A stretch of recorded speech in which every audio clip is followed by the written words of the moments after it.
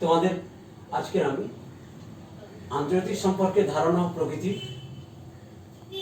দ্বিতীয়ত আন্তর্জাতিক সম্পর্ক ও রাজনীতির মধ্যে পার্থক্য, তৃতীয়ত বিষয়বস্তু, চতুর্থত জাতীয় শক্তি বা ক্ষমতা, পঞ্চমত জাতীয় স্বার্থ ও শেষ বিশ্বায়ন। এই ছটি টপিকস বা বিষয়ে আলোচনা করব প্রথম অধ্যায়ের। সেই প্রথম অধ্যায়ের এই টপিকসটা আলোচনা করতে গিয়ে আমি প্রথমেই যেটা আলোচনা করবো আন্তর্জাতিক সম্পর্কের ধারণা ও প্রকৃতি। দেখো, আন্তর্জাতিক সম্পর্ক এক ধারণা কি? দেখো, আমরা মানুষ সমাজবদ্ধ জীব। তুই সমাজে একা কি বসবাস করতে পারি না। আমরা সমাজে একে অপরের সঙ্গে সম্পর্কযুক্ত, প্রত্যেকের সাহায্য সহযোগিতা, আবার প্রত্যেকের সঙ্গে মেলামেশার মাধ্যমে আমাদের সমাজ ব্যবস্থা সুন্দরভাবে গড়ে ওঠে এবং সেইভাবে রাষ্ট্র ব্যবস্থাও এরকমইভাবে। দেখো, সেখানে দেখো যে প্রত্যেকটা রাষ্ট্র একে অপরের সঙ্গে যুক্ত হয়ে পড়েছে। এখন প্রযুক্তির দিক যুগ এসে গেছে, প্রযুক্তির দিকের এত উন্নতি হয়েছে এবং এত মানুষের সঙ্গে রাষ্ট্রের বিভিন্ন ধরনের যোগাযোগ ব্যবস্থা, এক রাষ্ট্রের সঙ্গে আরেকটা রাষ্ট্রের সঙ্গে যোগাযোগ ব্যবস্থা, প্রত্যেকটা বিশ্ব ব্যবস্থাতে ধরো যদি আমরা ধরে নিই 193টা রাষ্ট্র আছে, তাহলে এই 193টা রাষ্ট্রের সঙ্গে যদি আমরা দেখি যে একে অপরের সঙ্গে প্রত্যেকে ইন্টারলিঙ্কড বা আন্তঃসম্পর্ক যুক্ত হয়ে পড়েছে, তাহলে সেক্ষেত্রে আমরা দেখতে পাই যে আন্তর্জাতিক সম্পর্ক ধারণাটা একটা বিশ্বব্যাপী একটা বিশাল ধারণা। এবার দেখি যে আন্তর্জাতিক সম্পর্ক রাজনীতির মধ্যে পার্থক্যটা কি বা কোন জায়গায় পার্থক্য আছে। বিষয়বস্তুগত দিক থেকে পার্থক্য আছে, কাঠামোগত দিক থেকে পার্থক্য আছে, আলোচনাগত দিক থেকে সামান্য হলেও পার্থক্য আছে। এইভাবে তিনটে পার্থক্য আমরা প্রায় দেখতে পাবো। দেখি আমরা যদি আগে যে ব্যবস্থা, রাজনীতি ব্যবস্থা সম্পর্কে আলোচনা, যে রাজনীতিতে যেটা আমরা দেখতে পাই, সেখানে রাষ্ট্র ব্যবস্থা তার ক্ষমতা এবং ক্ষমতার পরিধি এগুলো নিয়ে আলোচনা করেছে, তার উৎস সম্পর্কে আলোচনা করেছে। কিন্তু আন্তর্জাতিক সম্পর্ক তা নয়, আন্তর্জাতিক সম্পর্ক কিন্তু তার চেয়ে বেশি কিছু আলোচনা করেছে। আচ্ছা, দ্বিতীয় ক্ষেত্রে দেখতে পাচ্ছি যে আন্তর্জাতিক সম্পর্কের বিশাল এই পরিধির মধ্যে একটি শাখা মাত্র আন্তর্জাতিক রাজনীতি। সুতরাং দেখতে গেলে তাহলে আন্তর্জাতিক সম্পর্ক ব্যাপক আকৃতি নিয়েছে, তার একটি শাখা যেহেতু আন্তর্জাতিক রাজনীতি, তাহলে এদিক থেকে দেখতে গেলে, বিষয়বস্তুগত দিক থেকে দেখতে গেলে তাহলে শাখা হিসেবে থেকে গেছে আন্তর্জাতিক রাজনীতি। আরেক দিক দিয়ে যদি আমরা দেখি যে আন্তর্জাতিক রাজনীতির আলোচ্য বিষয় যে রাষ্ট্র ব্যবস্থা, তার সামাজিক দিকটা বা তার রাজনৈতিক দিকটা নিয়ে আলোচনা করেছে, বিশেষ করে বেশি করে রাজনৈতিক দিকটা নিয়ে আলোচনা করেছে, রাজনৈতিক বিকাশ, রাজনৈতিক ঘটনাগুলো নিয়ে, ইতিহাস নিয়ে আলোচনা করেছে। কিন্তু আন্তর্জাতিক সম্পর্ক তা নয়, এগুলো প্লাস এগুলোর সঙ্গে আরো যুক্ত হচ্ছে ক্ষমতার দ্বন্দ্ব, সাহায্য সহযোগিতা, পারমাণবিক শক্তি, তার বিকাশ, বিরোধ সংঘর্ষ, তারপর জাতীয় শক্তি উপাদান, ক্ষমতার দ্বন্দ্ব, এগুলো ঠান্ডা লড়াই এসছে, এই সমস্ত দ্বিমেরু রাজনীতি, ত্রিমেরু রাজনীতি, বহুকেন্দ্রিকতা, এই সমস্ত যা কিছু আছে, এই সমস্ত কিছু আলোচনা বিষয়ের মধ্যে এসে গেছে। সেখানে শুধু রাজনৈতিক দিক নয়, সামাজিক দিক, অর্থনৈতিক দিক এবং রাজনৈতিক দিক তো আছেই, এবং অন্যান্য দিকগুলো সাংস্কৃতিক, প্রযুক্তিক সমস্ত দিকগুলো আলোচ্য বিষয় হয়ে দাঁড়িয়ে গেছে। সুতরাং দেখতে পাওয়া যাচ্ছে যে আন্তর্জাতিক রাজনীতির চেয়ে আন্তর্জাতিক সম্পর্কের বিষয়বস্তু আরো ব্যাপক। এবার আমরা বিষয়বস্তু আলোচনা করতে যাই। দুটো বিষয়ের পার্থক্য করার পর এরপরে আমরা বিষয়বস্তু আলোচনা করতে যাচ্ছি। বিষয়বস্তু আলোচনা করতে গেলে আমরা দেখতে পাবো যে সেখানে বিভিন্ন রাষ্ট্রবিজ্ঞানীরা বিষয়বস্তুর নানা রকম ভাবে ব্যাখ্যা দিতে চেয়েছেন।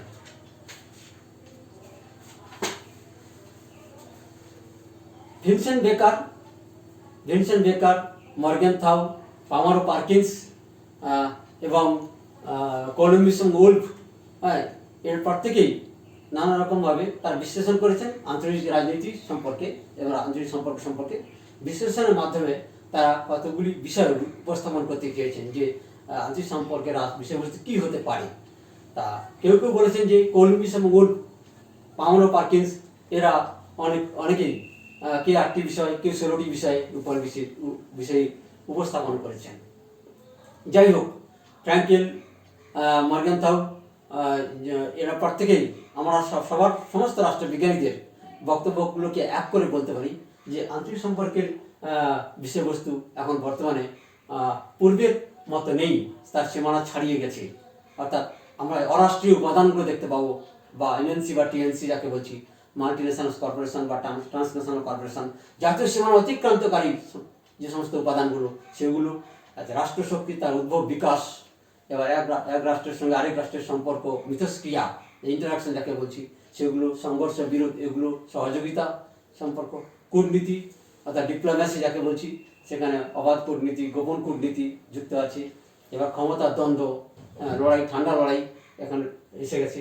আবার সেই সঙ্গে আরও যুক্ত হয়েছে যে যে নিউক্লিয়ার পাওয়ার বা পারমাণবিক শক্তি, বিদেশ নীতি যুক্ত হয়েছে, প্রপাগান্ডা বা রাজনৈতিক প্রচার, এগুলো রাজনীতিক, আঞ্চলিক রাজনীতি বা আঞ্চলিক সম্পর্কের বিষয়বস্তু হয়ে দাঁড়িয়েছে।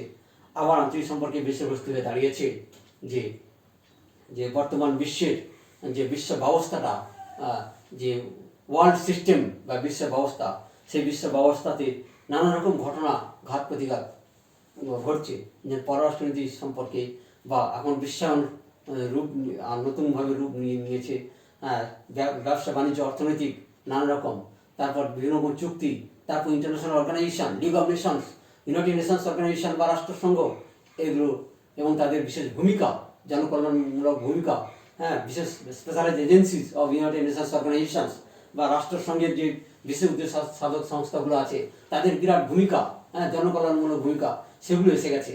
আন্তর্জাতিক রাজনীতিতে দ্বিমেরু রাজনীতি, একমেরু রাজনীতি, আবার বহু কেন্দ্রিকতা আমরা দেখেছি। সেখানে পলিসেন্ট্রিজম, বিভিন্নভাবে পলিসেন্ট্রিজমের বহু কেন্দ্রিকতা, সেখানে আমরা সোশ্যালিস্ট ওয়ার্ল্ডের ক্ষেত্রে দেখেছি এবং ক্যাপিটালিস্ট ওয়ার্ল্ডের ক্ষেত্রে দেখেছি। দুটো ক্যাম্পের ক্ষেত্রে এই ঘটনা ঘটেছে। আবার দেখেছি যে কোলাপস করে গেছে কোন একটা রাষ্ট্র ব্যবস্থা, তার বিশেষ মতাদর্শ বা ইডিওলজি, সেগুলো একটা বিষয়ে দাঁড়িয়ে গেছে। আবার দেখেছি যে আমরা যে এই বিশ্ব ব্যবস্থাতে কূটনীতি, কূটনৈতিক প্রভাব, যে চুক্তি বা সামরিক জোট নানা রকম এসেছে, সেন্টো সিয়াটো, ওয়ারসো চুক্তি, এই সমস্ত চুক্তিগুলো এসেছে নানা কারণে। আবার দেখো জোট নিরপেক্ষতা এসে গেছে, অর্থাৎ থার্ড ওয়ার্ল্ড হিসাবে, তৃতীয় শক্তি হিসাবে আমরা দেখতে পাচ্ছি যে জোট নিরপেক্ষতা, ভারতবর্ষ এবং অন্যান্য দেশগুলো যুক্ত হয়ে তারা নন অ্যালাইনমেন্ট মুভমেন্ট, বা জোট নিরপেক্ষ আন্দোলনের সঙ্গে যুক্ত হয়ে পড়েছে। তারা দুটো শক্তির সঙ্গে, অর্থাৎ ফার্স্ট ওয়ার্ল্ড, সেকেন্ড ওয়ার্ল্ড সঙ্গে যুক্ত না হয়ে তারা থার্ড ওয়ার্ল্ডের একটা গোষ্ঠী হিসেবে তারা এসে গেছে বিশ্ব রাজনীতিতে, এবং তাদের ভূমিকা এখন সবচেয়ে উন্নত পর্যায়ে পৌঁছে গেছে, উল্লেখযোগ্য পর্যায়ে নিয়ে চলে গেছে। এইভাবে পররাষ্ট্রনীতি এসে গেছে। বিভিন্ন দেশে পররাষ্ট্রনীতি বিভিন্ন রকম, যুদ্ধনীতি বিভিন্ন রকম, তারপরে বিভিন্ন রকম অ্যাক্ট বা সন্ধি, চুক্তি, এগুলো এসে গেছে। সেগুলোর মাধ্যমে রাজনৈতিক ব্যবস্থা নানা রকম পট পরিবর্তন ঘটেছে। সুতরাং আমরা এদিক থেকে দেখতে পাই যে বিষয়বস্তু, আঞ্চলিক সম্পর্কের বিষয়বস্তু ব্যাপক, অর্থাৎ একে কোন সীমানা দ্বারা, কোন সীমারেখা দ্বারা আটকে রাখা যাবে না। এর সীমা বহুবিধ, যত সময় পরিবর্তন হতে থাকবে, প্রতিদিন প্রতিনিয়ত আন্তর্জাতিক সম্পর্কের বিষয়বস্তুগুলো পরিবর্তিত হচ্ছে, মানে তার ব্যাপকতা বাড়ছে। অর্থাৎ যত ঘটনা, রাজনৈতিক ঘটনা প্রকৃতি বাড়ছে, রাষ্ট্র ব্যবস্থার মধ্যে সেই ঘটনাগুলো এর মধ্যেই প্রবেশ করছে।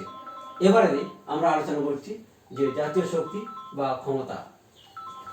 জাতীয় শক্তি বা ক্ষমতা আলোচনা করতে গিয়ে আমরা দেখব যে কাকে বলে, জাতীয় শক্তি বা ক্ষমতা কাকে বলে।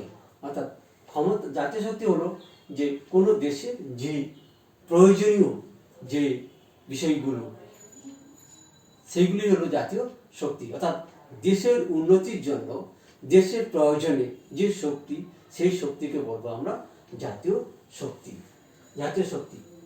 এই জাতীয় শক্তি বা ক্ষমতাকে আমরা বিভিন্ন রকমভাবে ভাগ করে আলোচনা করতে পারি।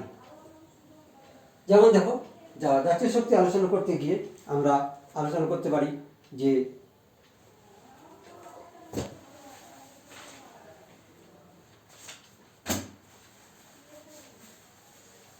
সেখানে ভৌগোলিক উপাদান জাতীয় শক্তির মধ্যে রয়েছে। তা ভৌগোলিক উপাদান কি? না ভৌগোলিক অবস্থানটা। আমরা যদি দেখি যে একটা দেশ বা রাষ্ট্র এমন একটা অবস্থান নিয়ে রয়েছে, যেমন ধরুন মার্কিন যুক্তরাষ্ট্র, সে আমার সমুদ্র বেষ্টিত এমন একটা জায়গায় অবস্থান তার রয়েছে, তাকে যে কেউ তাকে আক্রমণ করতে পারবে না। আবার সে চতুর্দিকে সমুদ্রে থাকার ফলে তার নৌবাহিনীতে শক্তিশালী হয়ে উঠেছে। অন্যদিকে আবার যদি আমরা গ্রেট ব্রিটেন বা ইংল্যান্ডকে, গ্রেট ব্রিটেনকে ধরি বা ইংল্যান্ডকে ধরি, সেখানে দেখতে পাবো সে সমুদ্র বেষ্টিত অবস্থায় রয়েছে। সেখানে তারাও কিন্তু সামুদ্রিক দিক থেকে শক্তিশালী হয়ে গেছে, সামুদ্রিক শক্তির দিক থেকে শক্তিশালী হয়ে গেছে, নৌশক্তির দিক থেকে শক্তিশালী হয়ে উঠেছে। মার্কিন যুক্তরাষ্ট্রের আশেপাশে যে সমস্ত কানাডা এবং অন্যান্য দেশগুলো আছে, সেই দেশগুলোকে অত্যন্ত আমেরিকা থেকে দুর্বল হওয়ার ফলে ওদের উপর প্রভাব বিস্তার করতে শুরু করেছে। এই প্রভাব বিস্তার করার মাধ্যমে তারা এগিয়ে এসেছে, অর্থাৎ অন্য দেশগুলোর উপর প্রভাব বিস্তার করছে ওই দেশগুলোর মধ্যে। এবার দেখি আমরা ভৌগোলিক অবস্থানটাকে আমরা যদি আরেকটু ভাবি যে এই অবস্থানটা এমন একটা যে সমুদ্র বেষ্টিত হওয়ার ফলে যে কেউ আক্রমণ করতে পারছে না, এই একটা দিক। আমরা ম্যাকাইন্ডারের জিওপলিটিক্সের কথা বলতে পারি। ম্যাকাইন্ডার, যিনি ব্রেন চাইল্ড অফ জিওপলিটিক্স, ভূ রাজনীতির একটা বিশেষ প্রবক্তা, তিনি বলেছেন যে যদি অবস্থানগত দিক থেকে এমন একটা শক্তি অবস্থান কোন রাষ্ট্রের, এটা একটা বিশেষ গুরুত্ব আরোপ করে একটা দেশের ক্ষেত্রে। কারণ কি না, এই সমুদ্র বেষ্টিত, যেমন একটু আগে বললাম, সমুদ্র বেষ্টিত অবস্থায় থাকার ফলে মার্কিন যুক্তরাষ্ট্র এবং ব্রিটেন এদেরকে কেউ আক্রমণ করতে পারে না সহজে। আবার দেখো, জাতিশক্তি বা ক্ষমতার আরেকটি উপাদান আমি বলছি, সেটা হচ্ছে যে ওই দেশের প্রাকৃতিক সম্পদ যত বেশি হবে, সেই দেশ তত বেশি উন্নত হবে। অর্থাৎ সেই দেশের ঘাটতি কম হবে এবং অন্য দেশ থেকে তাকে আমদানি করতে হবে কম, যার ফলে তার সুবিধা হবে। আবার অন্যদিকে আমরা যদি ব্যাখ্যা করি যে তৃতীয় যে উপাদানটা জনসংখ্যার দুটো দিক আছে, একটা হচ্ছে তার সংখ্যাগত দিক আর একটা গুণগত দিক। জনসংখ্যা যে বেশি হবে, বেশিও কাম্য নয়, কমও কাম্য নয়। বেশি হলে কি হবে না, তার সম্পদ, যে প্রাকৃতিক সম্পদ বা যে সম্পদ আছে, সেই সম্পদের ঘাটতি হতে পারে, বেকারত্ব, দারিদ্র্য দেখা দিতে পারে। আবার ওই জন্য কাম্য হওয়া উচিত। জনসংখ্যা কাম্য হলে তার সুবিধা হবে, সম্পদের বন্টন সঠিকভাবে হবে এবং তাতে উন্নয়ন বেশি হবে। আবার অন্যদিকে আরেকটা দিক থেকে আমরা যদি ভাবি যে প্রাকৃতিক সম্পদের যদি ঘাটতি থাকে, তাহলে কিন্তু সেখানে দারিদ্র, বেকারত্ব বেশি দেখা দেবে। জনসংখ্যা যদি শিক্ষিত হয়, তাহলে সেক্ষেত্রে তারা যদি প্রযুক্তি, তারা বিজ্ঞান বা বিভিন্ন শিক্ষা শিক্ষিত হয়, তাহলে তাদের গুণগত দিকটা বৃদ্ধি হবে। এর ফলে কী হবে, দেশের উন্নতিতে সাহায্য করবে এই যুব সম্প্রদায় বা যুবতী সম্প্রদায়, দেশের উন্নতিতে সাহায্য করবে। এর ফলে কী হবে না, দেশের জাতীয় শক্তি হিসাবে তারা, জাতীয় উপাদান হিসেবে তারা দেশের মানকে উন্নত করতে পারবে। আচ্ছা, এছাড়াও জাতীয় শক্তি আরও অন্যান্য উপাদানগুলি হলো যে ওই যে সামরিক শক্তি, অর্থাৎ যে দেশ সামরিক ভিত্তি যত শক্তিশালী হবে, সেই দেশ তত বেশি অন্য দেশের উপর প্রভাব বিস্তার করতে পারবে। কারণ সামরিক ভীতি একটা আছে, সামরিক যুদ্ধ করার ভীতি বা ভয় একটা তৈরি করার চেষ্টা করতে পারে।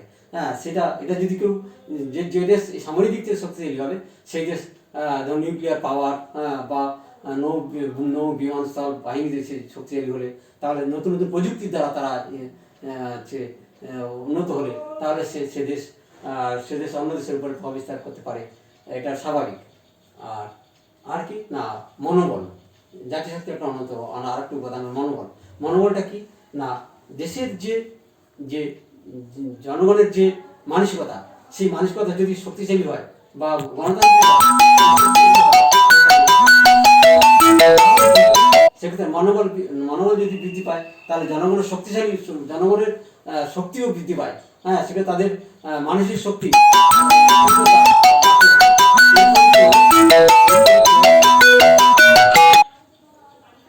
এরপরে কি হয় না, ওই দেশের জনগণ তার নেতৃত্বের প্রতি বা জনগণ নেতৃত্বের প্রতি বা দেশের প্রতি তারা গভীর শ্রদ্ধা প্রকাশ পায়, এবং তাদের দৃঢ়তাও প্রকাশ পায়।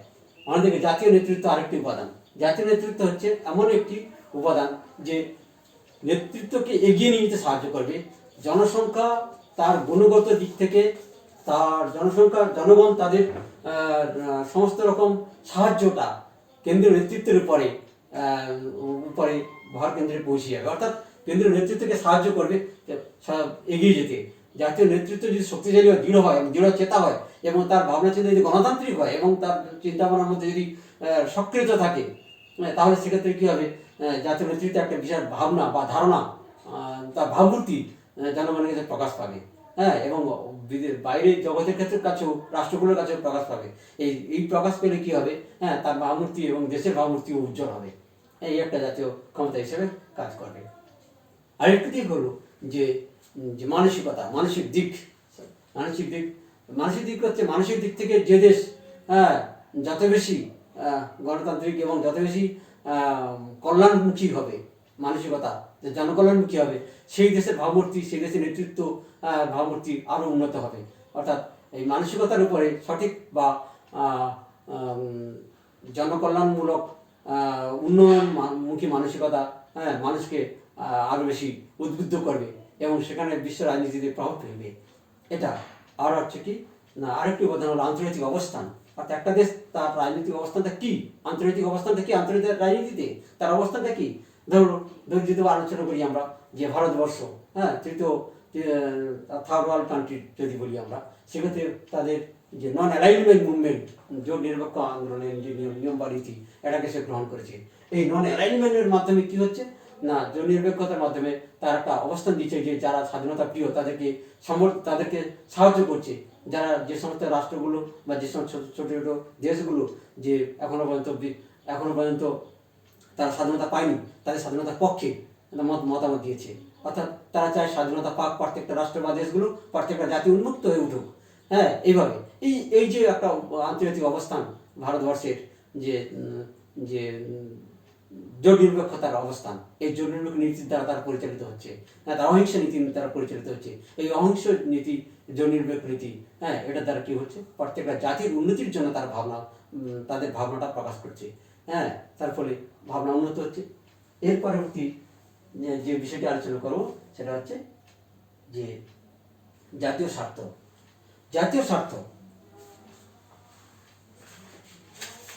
জাতীয় স্বার্থ সম্পর্কে আমরা আলোচনা করব। জাতীয় স্বার্থ কি, অর্থাৎ দেশের যে স্বার্থ তাকে বলো আমরা জাতীয় স্বার্থ। এই জাতীয় স্বার্থ সম্পর্কে দেশের যে স্বার্থ, অর্থাৎ দেশের উন্নতির জন্য যা যা প্রয়োজন, দেশের নেতৃত্ব বা রাষ্ট্রের নেতৃত্ব বা সরকারের প্রধান জনগণের জন্য বা উদ্দেশ্যে যে কাজগুলো করে থাকেন তার স্বার্থে, দেশের স্বার্থে, নিজের দেশের স্বার্থে, নিজের জনগণের স্বার্থে, সেই স্বার্থগুলি হলো জাতীয় স্বার্থ। সেটা সামাজিক স্বার্থ হতে পারে, অর্থনৈতিক স্বার্থ হতে পারে, রাজনৈতিক স্বার্থ হতে পারে, পারমাণবিক স্বার্থ, যে কোনো স্বার্থ হতে পারে, বা বৈদেশিক স্বার্থ হতে পারে। সমস্ত স্বার্থগুলি হচ্ছে জাতীয় স্বার্থের মধ্যে রূপান্তর ঘটে। দেশের জনগণের জন্য যে স্বার্থ রক্ষা করার যে প্রয়াস রাষ্ট্রনীতিবিদদের, অর্থাৎ যারা রাষ্ট্রপ্রধান, তাদের যে প্রয়াস, সেই যে স্বার্থটা পূরণ করার যে স্বার্থগুলি বা প্রয়োজনীয়তাগুলি স্বার্থ হিসেবে চিহ্নিত হয়েছে। এবারে এই জাতীয় স্বার্থের শ্রেণী বিভাজন যদি করি আমরা, মুখ্য জাতীয় স্বার্থ যেটা এক্ষুনি দরকার, মুখ্য যেটা প্রয়োজন, আর দ্বিতীয়ত যে গৌণ জাতীয় স্বার্থ, আবার অস্থায়ী জাতীয় স্বার্থ, স্থায়ী জাতীয় স্বার্থ, এই সমস্ত স্বার্থগুলোকে বিভাজন করা যেতে পারে। আচ্ছা, এবারে আমরা জাতীয় স্বার্থের রক্ষার উপায়গুলো কী কী করবো। ধরো কূটনীতির মাধ্যমে, আচ্ছা, একসঙ্গে ডিপ্লোম্যাটিক রিলেশনশিপ, সম্পর্কযুক্তের মাধ্যমে, কূটনীতির মাধ্যমে আমরা জাতীয় স্বার্থ রক্ষার একটা প্রয়াস পাবো। আর দ্বিতীয় একটি প্রয়াস পাবো যে প্রচার, যে প্রপাগান্ডা বা প্রচার, রাজনৈতিক প্রচার, যে আমার দেশে আমরা কি চাই, গণতান্ত্রিক চিন্তাভাবনার দ্বারা বা অন্যান্য যে আমাদের যে উন্নয়নমূলক বা জনকল্যাণমুখী রাষ্ট্রের ব্যবস্থা চিন্তাভাবনা দ্বারা আমরা পরিচালিত, এই একটা প্রচার। আমরা অহিংস নীতির দ্বারা পরিচালিত এক প্রচার, রাজনৈতিক প্রচার। এই প্রচারের মাধ্যমে জাতীয় স্বার্থ আমরা পূরণ করতে পারি। আবার জাতীয় স্বার্থ পূরণ করতে পারি আমরা যে অর্থ সাহায্যের মাধ্যমেও জাতীয় স্বার্থ পূরণ করা যায়। যে একটা দেশে অর্থ সাহায্য করে অন্য কিছু নেওয়া বা আমদানি রপ্তানির মাধ্যমে, যেগুলো আমরা আমাদের কোনো দ্রব্য আমদানি রপ্তানি করলাম বিদেশে, তারা আমাদের দেশে রপ্তানি করলো, এই আমদানি রপ্তানির মাধ্যমেও জাতীয় স্বার্থ রক্ষা করা যায়। আবার জাতীয় স্বার্থের জোট জোট বা বিভিন্ন রকম সামরিক জোট তৈরি করা যায়, বিভিন্ন সামরিক জোটের মাধ্যমেও, হ্যাঁ, দেখো যে তোমরা যদি তোমাদেরকে যদি বলি আমি, ন্যাটো, সেন্টো, সিয়াটো, ওয়ারশো প্যাক্ট, এই সমস্ত হয়েছিল, এই জোটগুলোর মাধ্যমেও হয়েছিল। আবার আমরা দেখি যে যে অনেক সময় চুক্তি, হ্যাঁ, বিভিন্ন রকম চুক্তি হয়েছে, হ্যাঁ, বা সন্ধি বা চুক্তির মাধ্যমে যুদ্ধবিরতি হয়েছে। আবার চুক্তির মাধ্যমে বাণিজ্যিক, আর্থিক, সাংস্কৃতিক চুক্তির মাধ্যমে তাদের উন্নয়ন হয়েছে, দু দেশের মধ্যে, বিভিন্ন দেশের মধ্যে আদান প্রদান হয়েছে। আবার আমরা দেখতে পাই যে অনেক সময় দেখা যাচ্ছে যে কোনো কিছুর মাধ্যমে হচ্ছে না, তখন বল প্রয়োগ করতে হচ্ছে, বল প্রয়োগের মাধ্যমে বা ভীতি প্রদর্শন করতে হয়েছে। এক দেশকে আরেকটা দেশকে ভীতি প্রদর্শন করেছে, ভীতি প্রদর্শনের মাধ্যমে সে তার শক্তিকে প্রয়োগ করেছে এবং ছোট ছোট ক্ষুদ্র দেশগুলোকে তাদের নিয়ন্ত্রণে আনতে পেরেছে। এই একটা জাতীয় স্বার্থের একটা দিক আমরা দেখতে পাই। আচ্ছা, এই জাতীয় স্বার্থ নিয়ে আমরা একটু আলোচনা করতে গিয়ে সেখানে আমরা জোসেফ ফ্র্যাঙ্কেল তার বইতে উল্লেখ করেছেন যে যে তিনটে দিক আলোচনা করেছে। একটা হচ্ছে অ্যাসপিরেশনাল লেভেল, মানে সে কি চায়, আর দ্বিতীয় হচ্ছে অপারেশনাল লেভেল, সে কীভাবে এটাকে তার স্বার্থটা রক্ষা করতে চায়। আরেকটা হচ্ছে এক্সপ্ল্যানেটরি লেভেল। এক্সপ্ল্যানেটরি লেভেল মানে কি, অর্থাৎ ব্যাখ্যাগত দিক, তা জাতীয় স্বার্থ যে রক্ষা করতে চাইছে তার সঠিক ব্যাখ্যাটা কি, জাতীয় স্বার্থ সম্পর্কে তার ধারণাটা কি। এই তিনটে দিক, অর্থাৎ একটা হচ্ছে অ্যাসপিরেশনাল লেভেল, একটা হচ্ছে অপারেশনাল লেভেল, একটা হচ্ছে এক্সপ্ল্যানেটরি লেভেল। এই তিনটে লেভেলের মাধ্যমে তিনি বলছেন জাতীয় স্বার্থকে ব্যাখ্যা করে আর প্রত্যেকটা রাষ্ট্র। অর্থাৎ এটাকে যদি ব্যাখ্যা করে একটুখানি বলি তাহলে বুঝতে পারবে যে এই লেভেলটাকে কীভাবে জোসেফ ফ্র্যাঙ্কেল তার বইতে বলতেন। সেটা হচ্ছে যে একটা দেশ যদি সে তার যে ইডিওলজি বা মতাদর্শ, সেই মতাদর্শকে সে কীভাবে সে তার সারা বিশ্বের কাছে প্রতিফলিত করতে চায়, সারা বিশ্বের কাছে বা বিশ্বের দরবারে দান করাতে চায়, তার মতাদর্শটাকে কীভাবে প্রভাবিত করতে চায়, এই একটা দিক, এটা অপারেশনাল লেভেল। আরেকটা লেভেল হচ্ছে সে কী চায়, অর্থাৎ তার অ্যাসপিরেশনটা কী, অর্থাৎ তার ইচ্ছাটা কী। সেই ইচ্ছাটা হচ্ছে যে সে সমাজতান্ত্রিক বা পুঁজিতান্ত্রিক বা জননিরপেক্ষতা, কোন নীতিটাকে সে তার দেশ বা রাষ্ট্র সেটাকে জনগণের কাছে বা গোটা বিশ্ব ব্যবস্থার কাছে প্রকাশ করতে চায়। সে কি, তার ইচ্ছে কি, সে কি বেশি সংখ্যক রাষ্ট্র ব্যবস্থার মধ্যে তার মতাদর্শকে ছড়িয়ে দিতে চাইছে এবং দিয়ে এই মতাদর্শ ভুক্ত প্রচুর তার সদস্য সংখ্যা বাড়াতে চাইছে। আরেকটা চাইছে যে এক্সপ্লেনেটরি লেভেল, ব্যাখ্যাগত দিক, অর্থাৎ তার মতাদর্শটা সম্পর্কে সে ব্যাখ্যা কী দিচ্ছে, অর্থাৎ সেই ব্যাখ্যাটা এমনভাবে হওয়া উচিত যা সমগ্র বিশ্ব ব্যবস্থার মধ্যে সবাই যেন গ্রহণ করতে পারে, এমনভাবে ব্যাখ্যা দিতে হবে। তাহলে এই অ্যাসপিরেশনাল লেভেল, অপারেশনাল লেভেল এবং এক্সপ্লেনেটরি লেভেল, এই তিনটে লেভেলের মাধ্যমে জাতীয় স্বার্থকে জোসেফ ফ্র্যাঙ্কেল ব্যাখ্যা করতে চাইলেন। প্রত্যেক রাষ্ট্র এইভাবে ব্যাখ্যা করতে চায়। এবারে আমরা আলোচনা করব বিশ্বায়ন। শেষ টপিক বিশ্বায়ন। বিশ্বায়ন আলোচনা করতে গিয়ে আমরা দেখব যে বিশ্বায়ন কি, বা গ্লোবালাইজেশন, ইংরেজি হচ্ছে গ্লোবালাইজেশন। বিশ্বায়ন, এই বিশ্বায়নটা কি না, বিশ্বায়ন হচ্ছে যে খুব সহজভাবে যদি বলি ছোট করে, যে বিশ্বায়ন হলো যে সমস্ত দেশগুলোর সঙ্গে প্রযুক্তিগত দিক থেকে এমনভাবে সবাই যুক্ত হয়ে পড়েছে, প্রত্যেকের সম্পর্ক ঘনিষ্ঠ হয়ে উঠেছে, প্রতি মুহূর্তে যোগাযোগ ব্যবস্থা বা কমিউনিকেশন সহজ হয়ে উঠেছে। এই সহজ হয়ে যাওয়াটা, অর্থাৎ ঘরের মধ্যেই সারা বিশ্বের ছবি, বিশ্বের নানা ঘটনা আমার হাতের তালুর মধ্যে উপস্থিত হয়ে গেছে, এই ব্যবস্থাটাকে হচ্ছে বিশ্বায়ন। অর্থাৎ এক ছাতার তলায়, এক ছাদের তলায় গোটা বিশ্বের সমস্ত ঘটনাগুলো হাতে এসে পৌঁছে গেছে, একেই বলছি সহজ করে আমরা বিশ্বায়ন। বিশ্বায়ন সম্পর্কে স্টিগলিটস এবং অন্যান্য যারা আছেন, তারা বা যে সমস্ত রাষ্ট্রবিজ্ঞানীরা আছেন, তারা নানা রকম ধারণা দিয়েছেন। যেই ধারণা আসবে না কোনো, সব ধারণাগুলোকে আমরা যদি সহজ করে ছোট করে বলি, সেটা আর্থিক দিক থেকেও বিশ্বায়ন এসেছে, রাজনৈতিক দিক থেকেও বিশ্বায়ন এসেছে, আর সাংস্কৃতিক দিক থেকেও বিশ্বায়ন এসে গেছে। সুতরাং বিশ্বায়ন শুধু কেবলমাত্র যে অর্থনৈতিক দিক দিয়ে আসছে তা নয়, সাংস্কৃতিক দিক দিয়ে এসেছে, রাজনৈতিক দিক থেকে নানা রকম পট পরিবর্তন এসেছে, যোগাযোগ বিস্তৃত হয়েছে, রাজনৈতিক দিক থেকে, সাংস্কৃতিক দিক থেকে যোগাযোগ শুরু হয়ে গেছে, আবার প্রযুক্তিগত দিক থেকেও যোগাযোগ শুরু হয়ে গেছে, ফলে শিক্ষাগত দিক থেকেও যোগাযোগ শুরু হয়েছে। সব দিক থেকে ইন্টারনেট ব্যবস্থা আজকে যে এসেছে, যে এই যোগাযোগ মাধ্যম এমন সব যোগাযোগ মাধ্যম এসে গেছে যে গোটা বিশ্ব সবার সঙ্গে একে অপরের যোগাযোগ মাধ্যমে তারা জড়িয়ে পড়েছে, একটা তন্তু জালের মতো জড়িয়ে পড়েছে সবাই, সবাই একই তন্তু জালের বন্ধনে আবদ্ধ হয়ে পড়েছে। একেই বলছি বিশ্বায়ন, অর্থাৎ গোটা বিশ্বটাকে একটা হাতের মধ্যে বা কাছে এসে যাওয়াটাকে, হাতের মুঠে এসে যাওয়াটাকে বলছি আমরা বিশ্বায়ন। এই বিশ্বায়নে আমরা ফলাফল কি দেখতে পাচ্ছি? অর্থনৈতিক ফলাফল, অর্থনৈতিক দিক থেকে বিশ্বায়ন উন্নত হচ্ছে, অর্থাৎ এক দেশের সঙ্গে আরেক দেশের বাণিজ্য, আন্তর্বাণিজ্য, বহির্বাণিজ্য, সব কিছু বাণিজ্য ব্যবস্থা এসে গেছে এবং বাণিজ্যের ফলে এক দেশের আমদানি রপ্তানি নানা রকম আর্থিক দিকগুলো আমরা দেখতে পাবো। বিন্যাস, আর্থিক বিন্যাস, অর্থাৎ সে যার ফলে কী হবে যে প্রত্যেকটা দেশের অর্থনৈতিক ব্যবস্থার সম্পর্কে তার উন্নতি, তার অবনতি, সব কিছু আমরা জানতে পারি।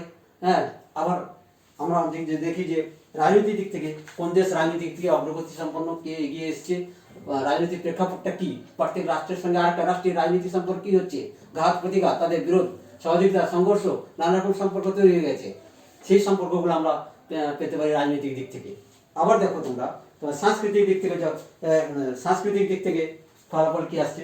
সাংস্কৃতিক ফলাফল আসছে যে সাংস্কৃতিক আদান প্রদান, এক দেশের সংস্কৃতি আরেক দেশের সংস্কৃতির সঙ্গে তাদের আচার ব্যবহার সব মিলেমিশে একাকার হয়ে গেছে। আমরা পাশ্চাত্যের সাংস্কৃতিক বা বিভিন্ন দিকগুলো আমরা পাচ্ছি, আবার পাচ্ছে সাংস্কৃতিক দিকগুলো পাশ্চাত্য লোকেরা পাচ্ছে। সবার সাংস্কৃতিক দিকগুলো সবার কাছে গ্রহণযোগ্য হয়ে গেছে, যার যেটা পছন্দ যে যেভাবে পারছে সেভাবে তারা গ্রহণ করছে। এইভাবে সাংস্কৃতিক আদান প্রদান একটা বিরাট একটা মিশ্রণ ঘটে গেছে। আবার দেখো যে পরিবেশগত দিক থেকে পরিবেশ পরিবর্তিত হয়ে গেছে। এখন পরিবেশ নানা রকমভাবে পরিবর্তিত হয়েছে। কীভাবে না, অনেক সময় কী করছে না, শিল্প কলকারখানা নানা রকমভাবে পরিবেশে এসে গেছে এবং সেই শিল্প কোনো সময় শিল্প কলকারখানা তৈরি হচ্ছে, বিভিন্ন দেশের শিল্প তাকে অনুকরণ করে আরেকটা দেশের শিল্প তৈরি করছে, শিল্প অবস্থা উন্নত হচ্ছে, এর ফলে পরিবেশের উন্নতি ঘটে গেছে। অর্থাৎ যে আগে যে পরিবেশ ছিল সেসব পরিবেশ এখন হচ্ছে ইন্ডাস্ট্রিয়ালাইজেশন এসে গেছে, অর্থাৎ শৈল্পিক পরিবেশ, অর্থাৎ শিল্প বিপ্লব এসে গেছে। সেই শিল্প বিপ্লব, সাংস্কৃতিক বিপ্লব, রাজনীতি বিপ্লব, অর্থনীতি বিপ্লব, সমস্ত বিপ্লব, সামাজিক দিক থেকে বিপ্লব, মানুষের মানসিকতাও পরিবর্তন হয়ে গেছে। সামাজিক দিক থেকে মানুষ আরো উন্নত হয়ে গেছে, তাদের চিন্তা ভাবনা সব কিছু উন্নত হয়ে গেছে।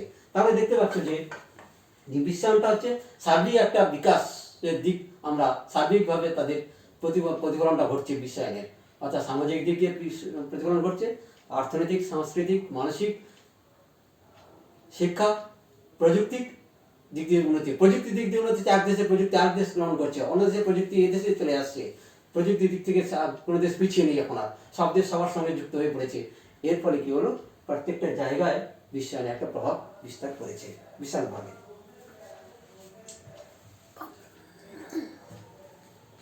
এবারে এই প্রভাবটা কি?